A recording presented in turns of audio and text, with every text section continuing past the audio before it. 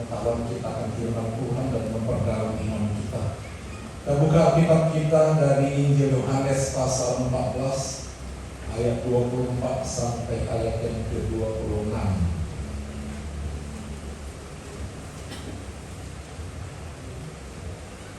Yohanes pasal 14 ayat 24 sampai ayat yang ke-26. Mari saudara kita bangkit berdiri.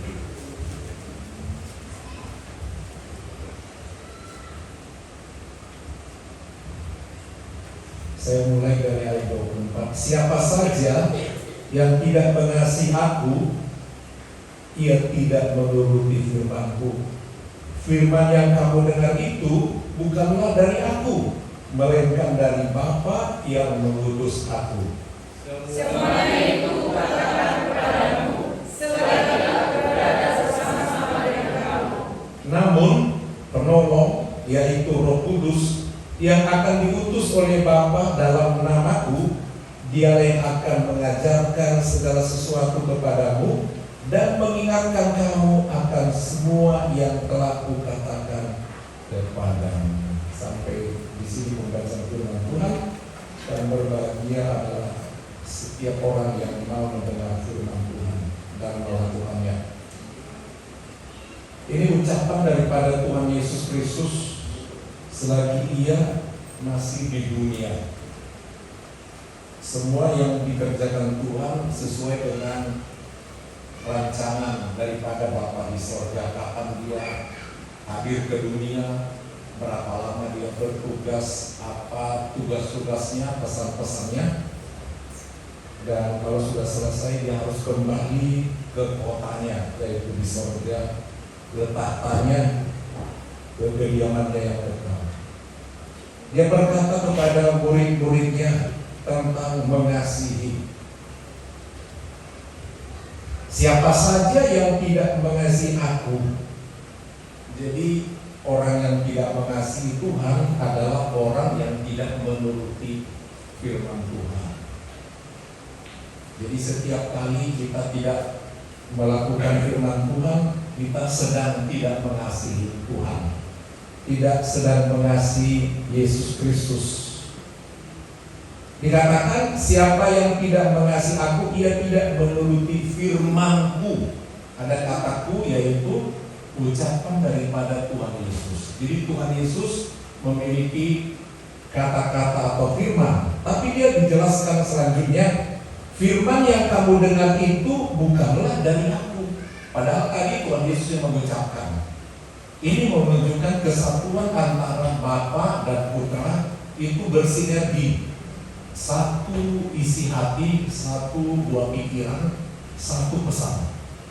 Jadi siapa yang mendengar apa yang diucapkan Tuhan Yesus, dia telah mendengarkan Allah Bapa di sorga. Kalau ada orang dikatakan dia mengenal Allah, menyembah Allah, beribadah kepada Allah, tapi dia tidak mendengarkan firman Tuhan Yesus, itu dia tidak mengenal Allah. Apapun kepercayaannya, mereka mengatakan mengenal Allah, mendengar firman Allah. Saudara, Alkitab mengatakan bahwa harus sesuai dengan ucapan Tuhan Yesus dan menerima Tuhan Yesus.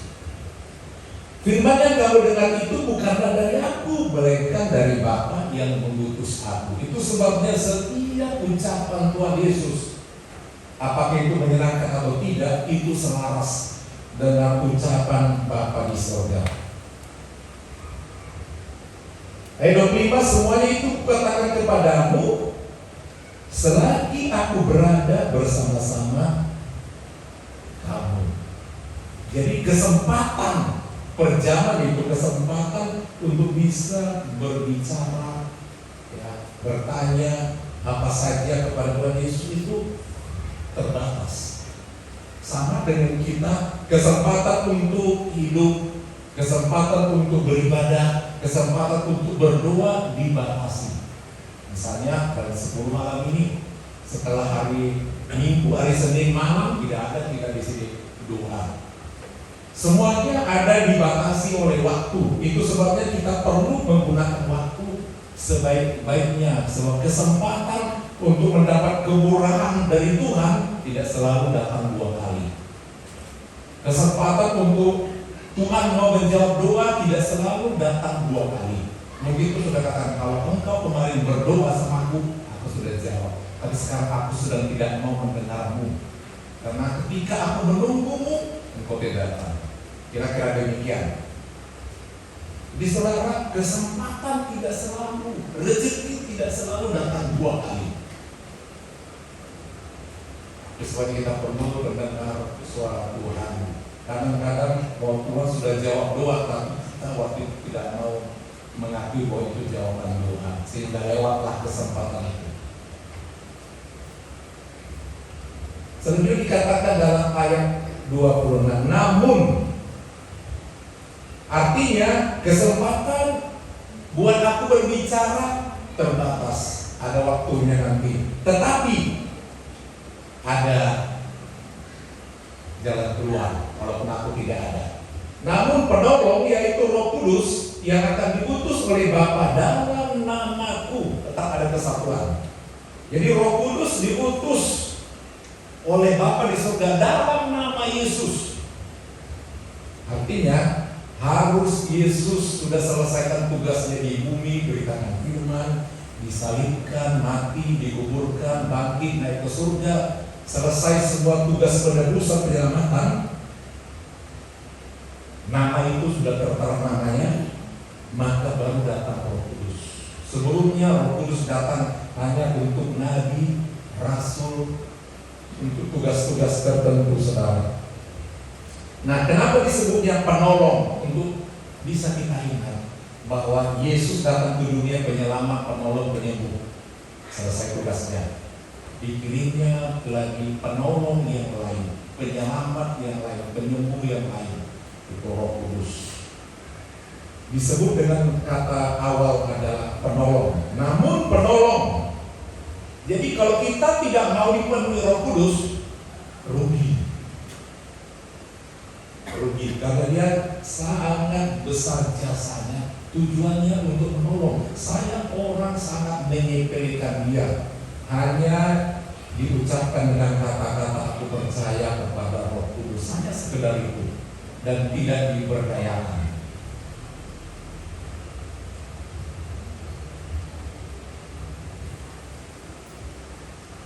Dialah yang akan mengajarkan segala sesuatu kepadamu dan mengingatkan kamu akan semua yang telah kukatakan kepadamu.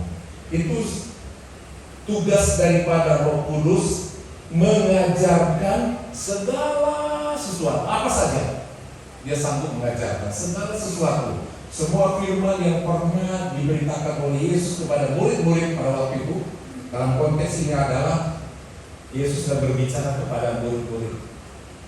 Dia nanti akan mengajarkan lagi kepada kalian segala sesuatu, apa saja yang belum sempat kuajarkan nanti diajarkan oleh dia. Dan yang kedua, tugasnya adalah untuk mengingatkan. Saudara, kita ini manusia yang terbatas kepikiran kita, tapi Roh Kudus tidak terbatas, yang bisa mengajari kita banyak hal dalam kehidupan ini. Dan juga kita ini makhluk pelupa. Ternyata Roh Kudus bisa mengingatkan kita tentang banyak hal, tentang firman Tuhan, tentang hidup ini, saudara. Kalau Roh Kudus ingatkan kita, jangan pergi, jangan. Kalau ingatkan sekarang pergi. Banyak hal. Sekarang mulai melayani. Sebab tidak selalu ada kesempatan melayani. Kalau sakit, bisa orang bernazar, nanti saya melayani selama sekian. Dan tidak dijalankan, tidak datang kesempatan lagi. Sedih sekali. Kapan dia mau membayar hutang yang tadi janjinya itu? Sebab mungkin orang yang punya perjanjian seperti itu, dia tahu dia mau bebas dulu. Aku hidup dulu dalam kedaginganku. Nanti setelah aku puas, sudah muat, mulai aku puaskan buat Tuhan. Tuhan tidak mau begitu-begituan. Gak dikasih kesempatan. Bagaimana dia menebus kesalahan yang sekian lama itu mau diperbaiki untuk sekian panjang lagi, tidak sempat, menyesal. Manusia itu, saudara, ada dibikin di dalam hatinya satu radar yang membuat dia bisa merasa senang, merasa sedih, merasa menyesal. Merasa menyesal. Dan seringkali sesal itu datangnya terlambat. nggak di awal.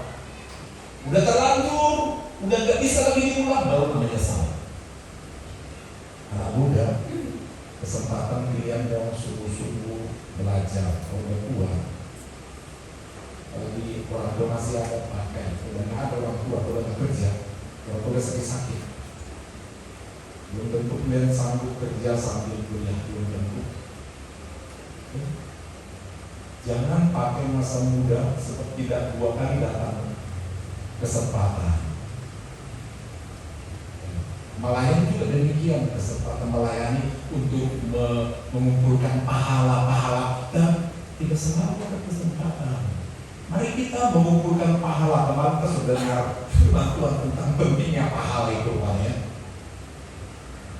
Itu menyangkut upah dan berbuat baik. Seperti kemarin Cornelius, doamu, ya sedekahmu, sampai di hadirat Allah. Dan memang Tuhan tidak hanya melihat iman, kemarin dijelaskan, Tuhan melihat perbuatan. Tuhan tidak suka dengan omdo, ngomong doang, enggak. Dia mau tindakan action. I love you, I love you. Ya, kalau kalian punya cowok yang bilang I love you, I love you, pikir dulu. Tidak bisa hidup dengan I love you saja kalau nggak pintar, kalau nggak ada uangnya, kalau nggak ada kerjanya, I love you.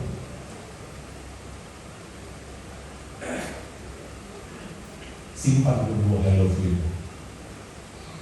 Memang perlu I love you. Tapi kalau tidak bisa berbuat apa-apa, macam mana? Tuhan juga kayak gitu. Ya, kita selalu bilang I love you Jesus deep down in my heart. Ya sepatas lagu. Kita bos ke rumah aja, robot. Biasanya kalau tidak cinta ya, nggak ngerti kan, terobos semua kan. Kadang kita lawan orang tua demi cinta kita. Kemana? Ada anak perlu bohong. Itulah hebatnya cinta. Nah, kita ini makhluk pelupa dan bodoh, makanya disebut ada yang mengajar dan mengingatkan. Nah, kita lihat saudara bahwa Roh Kudus itu bukan sekedar tenaga, kuasa, power, tidak. Dia adalah seorang penolong. Jadi kalau katakan seorang, dia kepribadiannya ada sifatnya, ada kemauannya, ada kemampuannya. Dia bisa menyembuhkan, dia bisa menggerakkan, apa saja dia bisa kerjakan. Karena dia Allah. Ini yang mau kita perhatikan pada malam hari ini, fungsi daripada penolong itu bagaimana kita memberdayakannya. Jadi tidak sekedar dia menolong, lebih daripada itu dia adalah arsitek yang merancang. Kau rancangkan kehidupanku, masa depanku. Jadi saudara, bahwa Roh Kudus itu adalah arsitek yang dia sudah punya rencana, ya, blueprint, gambar kehidupan kita ke depan. Apa yang mau kerjakan sudah ada. Kalau kita mau membangun sesuatu, apapun, seorang insinyur, dia seorang arsitek, dia sudah bisa memvisualisasikan bentuk jadinya. Bagaimana kepingin punya gambar gereja seperti itu, sudah divisualisasikan. Tampak depan dia akan begini, tampak kiri, di dalamnya nanti begini, itu sudah diukur dalam ukuran-ukuran yang jelas. Semua di dalamnya. Dan apa nanti isinya untuk sekian meter buat ini, sekian ini buat ini, di pojok ini, semua itu terlihat. Atapnya begini, semua tampak dari atas, dari kiri, kanan, bawah, dalam. Itu bisa dibuat visualisasi dalam bentuk sekian dimensi. Demikian juga kita, saudara, Tuhan punya rancangan pribadi-pribadi bagi kita. Bagaimana itu jadi, pasti rancangannya yang baik. Dan kalau kita tidak masuk dalam rancangan itu, ya nggak jadi. Nggak jadi. Itu sebabnya kita perlu dekat si perancang, si arsitek itu. Nah, untuk bisa pas sama dia mengajari kita. Seolah-olah dia berkata, aku mau merancangmu, ya, rencana aku darimu ke depan adalah ini, kerjakan ini dari sekarang ya. Kalau kita lupa, dia ingatkan. Seperti seorang guru yang mengajarkan muridnya untuk menjadi seseorang yang bisa mendesain. Aku mau membangun gedung sekian tingkat. Kasih gambarnya gini. Coba bikin, kerjakan sekarang.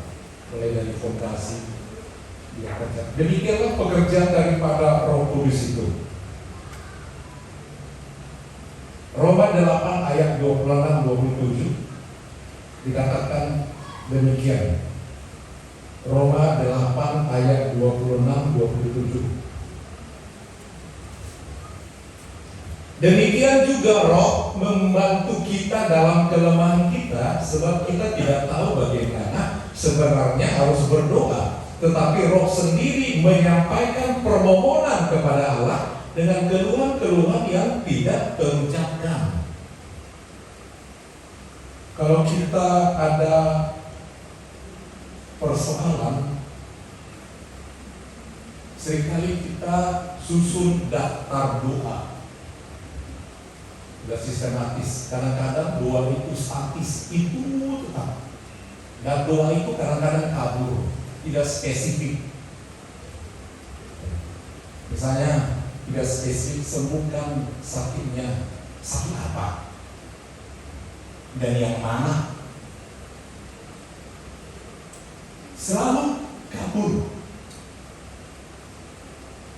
Kalau dikatakan beri dia kebahagiaan, rupanya sedang ada masalah apa?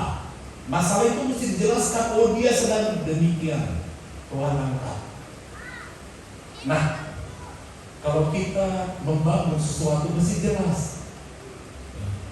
Selesaikan dinding yang mana? Berapa meter? Kira-kira seperti itu. Jadi mesti jelas. Jadi kalau kita diutus seseorang pergi ke sana, kalau nggak jelas penjelasan itu, kita bisa kesasar dan salah alamat. Demikian juga dalam berdoa, saudara kasih, berdoa bukan sekedar rentetan kalimat kita, susunan list seperti kita mau belanja beriatu ini, ini bukan. Tidak seperti itu, saudara. Makanya perlu kita menggenapi ayat ini, saudara, perlu kita minta pimpinan Roh Kudus di dalam berdoa itu. Perlu kita ada waktu hening. Tuhan, ya Allah Roh Kudus, Tuhan Yesus, apa yang aku mau minta? Kira-kira demikian. Jadi kalau berdoa itu, saudara, seringkali kita monolog. Paham monolog ya? Hanya satu arah. Begitu. Yang namanya kalau kita berbicara sama Bapak kita di rumah saja, mesti ada respon. Apa iya, atau tidak, atau marah-marah, atau jangan minta itu, atau itu kalimatnya pasti ada. Atau langsung dia kata, bukan itu, tak cocok buat lu itu. Ini ya, nanti Papa kasih uangnya. Kira-kira demikian. Saudara, berdoa itu seperti itu. Bukan rentetan list permintaan. Tuhan kasih aku nih, kasih ini, kasih ini. Katanya Tuhan itu jomosnya kita, tinggal bilang aja. Dan perlu kita mendengar apa yang pas kita mau minta. Sama seperti anak kecil, saudara, dia tidak tahu mana berbahaya. Anak kecil megang pisau akan berbahaya. Megang dekat dengan kompor, dia tidak tahu, oh ada apinya, dia pegang itu berbahaya. Demikian juga Tuhan di hadapan Bapa di sorga. Dalam itu sebabnya perlu ada Roh Kudus penolong itu yang bekerja. Jadi ada waktunya kita mendengar apa mau Tuhan ucapkan dalam doa. Itu sebabnya kita perlu ada saat teduh dikatakan. Saat teduh memang tenang. Berapa menit mendengar apa kata Tuhan. Dia akan berbicara di hati kita. Kadang biarkan kita jauh dari kalian, kita pikirkan rupanya saya harus mengerjakan ini. Itu yang disebut dengan doa.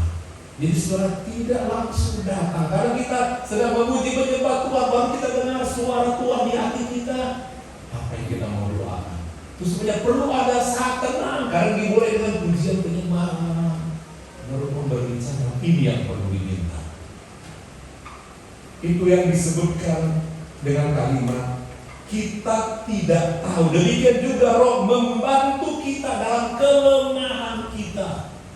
Karena kita sebenarnya tidak tahu berdoa. Sebagai contoh demikian, hanya ilustrasi.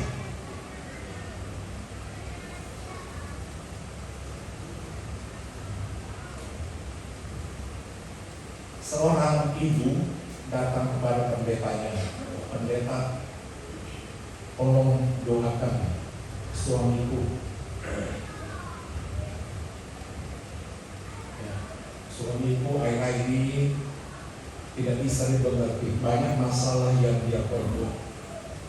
Tolong doakan supaya suami boleh kembali, ya, seperti biasa dari kami boleh akrab.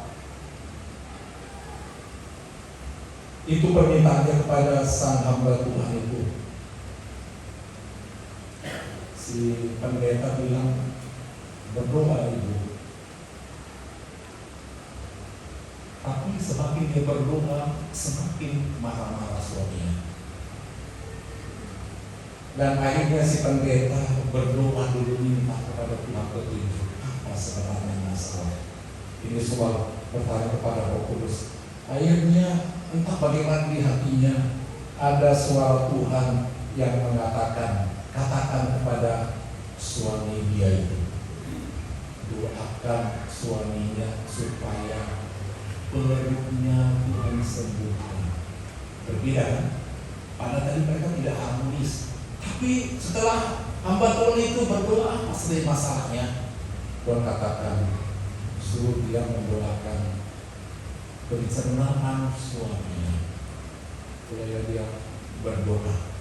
Tidak lama kemudian suaminya lebih cepat pulang dari kantor, bilang, "Mi, aku cepat pulang, baru ke dokter. Waduh, kutukan lambung sangat berbahaya." Baru dia sadar, ini Pak Pendeta juga doakan pencernaan. Akhirnya sembuh. Nah, gak lama kemudian, belum begitu baik suaminya sampai dia datang lagi, ya berdoa lagi, datang lagi kepada si pendeta. Pak Pendeta, betul yang Pak Pendeta bilang, dia akan pencernaan. Rupanya dia kemarin ke dokter. Puji Tuhan kalau begitu. Sekarang apa lagi kira-kira? Dan dia bilang, begitu peka si pendeta, berdoa supaya suasana di kantornya kondusif, ada masalah di kantornya. Besoknya suaminya bilang, kacau di perusahaan, pemimpin kami yang baru banyak kali maunya tekanannya, aku tidak tenang, aku minta keluar kerja di situ. Nanti Bapak Pendeta buat pekerjaannya. Tidak lama kemudian pimpinannya dipindah. Terjawab. Dan setelah itu tenang, baru datang sama istrinya, "Ma, doa mama luar biasa. Sebagai hadiah buat mama, besok kita sama-sama ke gereja ya." Rupanya selama yang membuat dia jauh dari istrinya itu karena banyak masalah. Banyak sekali masalah. Ya, udah kantornya itu seperti milik dia. Lupa kewajibannya memperhatikan istri rumah tangga. Rupanya ada faktor yang mengganggu kesehatan pun bagi pekerjaan. Itulah salah satu contoh bagaimana Roh Kudus, ya, kadang-kadang mesti ini dulu selesai, baru yang itu bisa selesai. Itulah Roh Kudus. Dia tahu persis persoalan sebelum ke persoalan puncak, ada persoalan bawah dulu yang harus diselesaikan. Itu salah satu contoh sebagai ilustrasi bahwa kita perlu minta kepada Roh Kudus. Apa sebenarnya masalahnya? Perlu kita berdiam diri. Aku ini kenapa seperti ini? Apa sebenarnya masalahnya? Kenapa nggak mau datang kepada Tuhan? Ya ada orang nggak datang kepada dia tidak ada nanti, nggak berani malu ngomong. Rupanya dia punya konflik ini nggak pernah dia ngomong, sehingga nggak berani berbuat apa-apa. Supaya rupanya dia terlibat ini dia nggak berani datang ke gereja misalnya. Biasanya ada sesuatu. Jadi saudara perlu kita minta ke Roh, apa yang mau didoakan? Kalau tadi mengatakan Tuhan supaya dia datang kepada Tuhan. Sekarang apa penyebabnya dia tidak datang sama Tuhan? Itu perlu tahu. Perlu didoakan. Jadi Roh Kudus itu arsitek, dia tahu persis apa persoalan tiap orang, titik persoalan. Andai semua saudara bisa mengetahui melalui Roh Kudus apa persoalan di rumah tangga, kenapa ya suamiku begini? Sesuatu kita nggak bisa minta secara umum begini, kenapa pasti ada sesuatu yang membuat dia nggak mau. Demikian juga anak-anak, kesebanyak perlu kita minta ya, kepekaan di hati dalam doa. Nanti diingatkan Roh Kudus akan mengajar kita memperhatikan detail apa sebenarnya masalah. Demikian juga masalah kesehatan. Ada seorang ibu saudara selalu ada masalah, selalu masalah. Setelah dia berdoa kepada Tuhan, minta Tuhan, kenapa tidak bisa seperti ini? Akhirnya Roh Kudus berkata, periksa dulu bagian ini penyebabnya. Apa saja Tuhan bisa bukakan untuk bisa menyelesaikan satu masalah besar, bisa itu diperbaiki ketika yang ini diperbaiki. Ya. Ada masalah besar, ini nggak bisa. Sesuatu ini terjadi, nggak bisa selesai. Rupanya ada order yang juga harus dibetulkan, baru bisa. Kita hanya minta Tuhan kasih ini, Tuhan kasih ini. Sebenarnya perbaikannya mesti ada dulu di sini. Kadang-kadang saudara kita ini ada sakit tertentu ya, rupanya kita kurang vitamin, sangat sederhana. Dengan sembuhkan ini, padahal harusnya kita ini yang harus ada. Ini yang betul-betul sederhana, cuma minum ini aja yang ada di mana-mana, mungkin seperti itu. Jadi artinya perlu kita, jangan hanya global, perlu tanya Tuhan apa yang harus aku perbuat, kemana aku pergi. Kalau misalnya saudara ada tanggul tersumbat, nggak bisa keluar, saudara sibuk dengan pintu tanggul itu, buka, nggak ada apa-apa, ini di sononya yang ada bermasalah. Itu kira-kira seperti itu. Roh Kudus yang menuntun di mana letak masalahnya. Di mana letak masalahnya. Satu kali waktu Bapak kepala berobat ya, dokter, kepala saya berapa kali sakit. Tidak selalu di kepala Pak. Itu satu akibat sibuk kita periksa kepala tidak ada apa-apa. Cek yang lain. Dari sini bisa ke sini yang kena. Kita sibuk dengan kepala, Tuhan, ini kan kepala, rupanya bukan situ. Yang lain dulu dibukakan.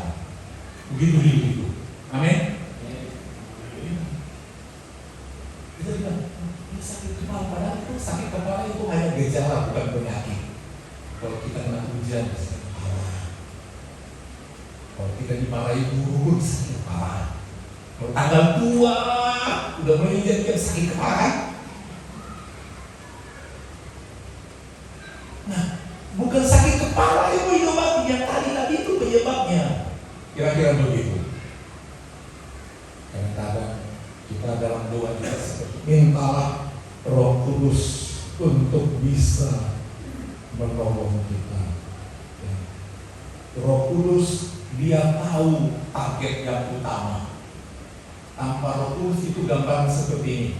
Kita berbicara angkat telepon ya, berbicara ternyata dakwaannya. Bicara kabelnya nggak nyambung, nggak ada sinyal. Kira-kira begitu. Nggak nyambung.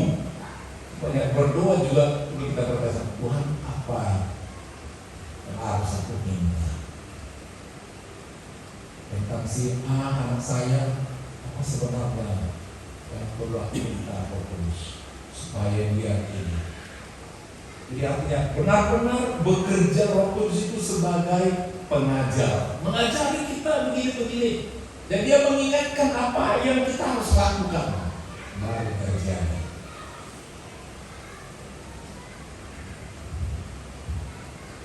Karena Roh Kudus adalah arsitek. Kembali ada orang Grasto. Ini pengalaman pelayanan seorang pendeta.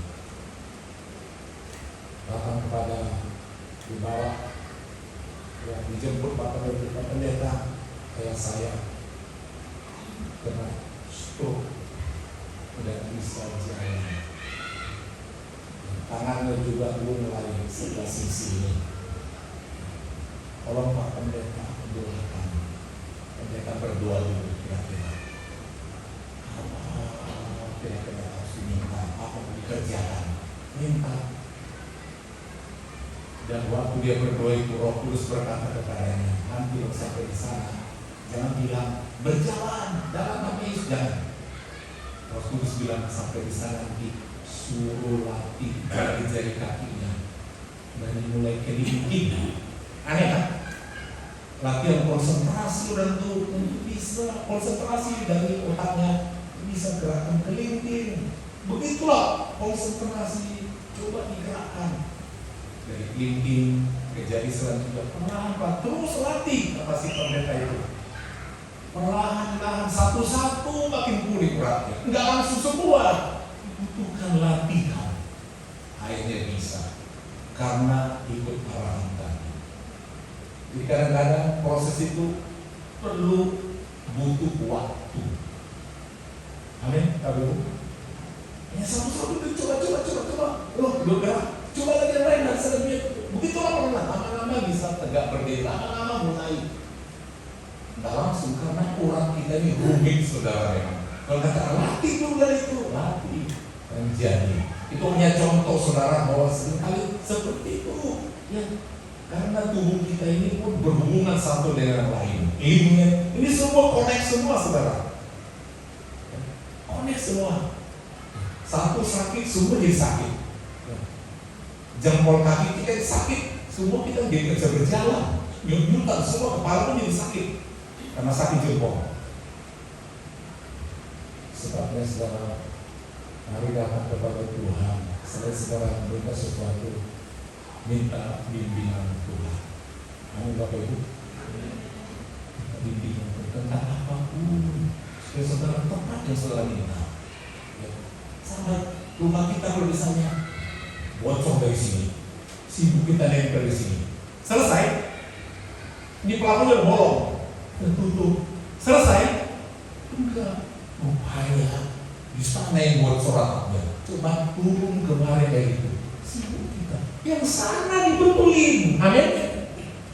Sana betul. Baru ini nggak usah ditutup yang kolong ini. Kalau di sana selesai. Begitu hidup itu saudara. Dalam doa juga seperti itu. Selesai yang satu itu pasti dia selesai. Minta Roh Kudus membimbing. Mari kita berlutut di kaki Tuhan. Beban kosong saudara. Lebih dahulu minta Roh Kudus membimbing kita. Apa yang paling perlu buat kita? Apa yang perlu buat